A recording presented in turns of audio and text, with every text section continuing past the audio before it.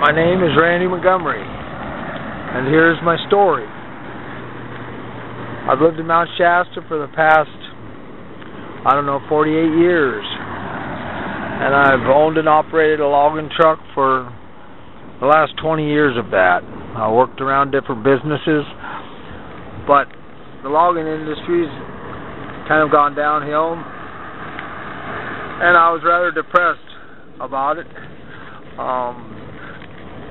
Every day it kept kind of getting worse and worse, and I've been sitting there for the last 2 years, every day, at least 20 times a day, saying to myself, God, there's got to be something that I can do for the people, that I can, thinking of a business that I could do for the people to make a living at. I said, I'm a smart man, God, please, somehow let me come up with something I can give to the people, thinking of a business again. And anyways, I laid my truck over one day at work, and I came home rather depressed, embarrassed, whatever you want to call it. I wasn't very proud of what I'd done. And I sat around the house for a while, about 4 days to be exact. A couple friends of mine came by, and they saw that I was depressed. So one of them said, I got a book you got to read. And I said, well, I haven't read a book in 4 years, since high school, so I wouldn't even leave it, to tell you the truth. And she left it anyways. It was called The Circle Maker by Mark Batterson. Anyways, a couple days went by, and I went out to work on my truck to get it fixed. I needed to fix the bumper and a smokestack on it, and just a couple little things, and that was about it to get it ready to go. Well, after a couple minutes working on it, I threw my tools on the ground, and I said, that's it. I'm not getting back in the truck. I'm done. If it means giving my house up and everything that I've worked for, I'm done. I'm not going to go back to beating my brains out 18, 20 hours a day to get nowhere. And I know it's hard everywhere. It's not just me. The world's got that way. And so, anyways, I went in the house, and I picked up this book called The Circle Maker, and I started to look through the pictures. I started to read it, and it talked about prayer circles and how they began from a man called Honey, 1,000 years B.C. A whole civilization was about to be lost over a drought, and he painted himself inside a circle in the sand, said he wasn't coming out until it rained. Well, he prayed and prayed, and it rained. Everybody worshipped Honey, gave him the name of the Circle Maker, because he created the rain through his prayer, and it saved a civilization. That was the beginning of the Circle Maker. And then it went on thousands of years later to Jericho. The story of the walls came tumbling down. Well, the Israelites were going to take over Jericho, and they wanted to bombard the doors, and God told his disciples not to do that. He said, do a prayer circle around the city, one circle for 7 days, and on the seventh day, do 7 prayer circles, sound your trumpets, and the walls will come tumbling down. Well, they did, and that's what happened. The walls came tumbling down. They overtook the city. That's a miracle that happened years and years and years ago, but people still hear about it, still believe in it, and still have faith in the miracles. Well, so there's Mark Batterson. He's still going around the country writing his book. He goes back to Capitol Hill, Washington, D.C., and he decides that he puts his church right on the top of Capitol Hill, which is the high-dollar district of Washington, D.C. So he does a 4-block prayer circle on top of Capitol Hill. His church now stands in that 4-block prayer circle. Right below him was a theater and all these shops owned by other people, and over a period of a few years, he did a prayer circle around that, and now he owns one of the largest congregations in Washington, D.C., and he created it through prayer circles. Well, that's as far as I needed to read in the book, because it hit me like, I don't know, it hit me, I have to do a prayer circle around the United States, because if he could create that and create his church inside his prayer circles by the power of prayer, then I got to do one around the United States, because the power of prayer is very powerful, and I want to create something beautiful inside the United States. And that's my reason for this walk. Since then, it's been about 2 weeks now, I gave up my home.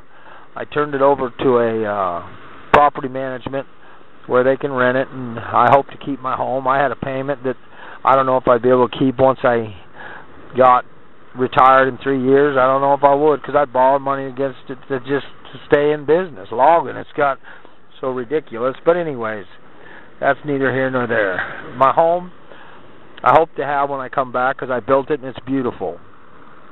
I gave everything else I owned away. My sons took over cleaning the house up, because I wanted to be responsible about everything when I left. I wanted it taken care of. But I left really within a week and a half after I read the story. I was on foot. And it's been quite an experience so far. To go from a home and a work life to homeless. First night I spent behind a guardrail on the highway, and let me tell you, emotionally it's been quite a roller coaster, up and down. I had to say goodbye to my dog that I've had for 12 years.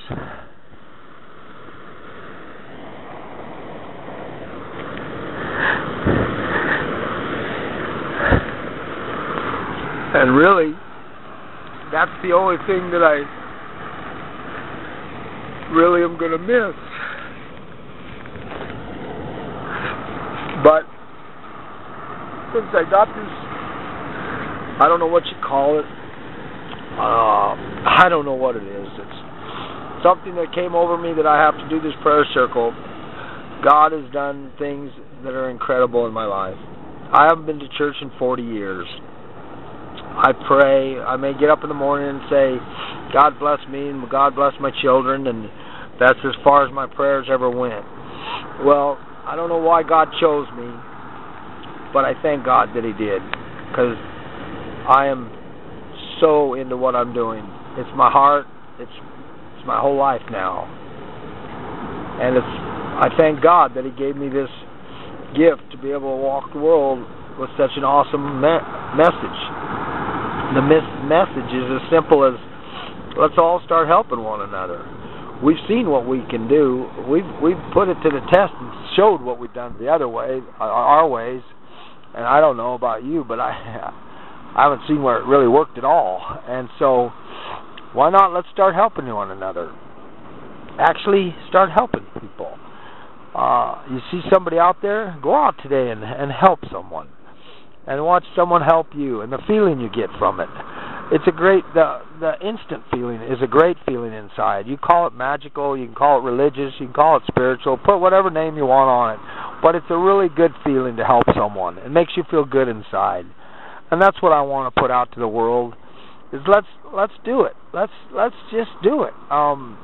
If each and every one of us start to help someone every day, and then someone's going to help you, it could relieve the burden of having to go to work every day and come home burned out, because everybody's helping one another. I've always said, if everybody helped everybody, what a world this could be. Well, you know what?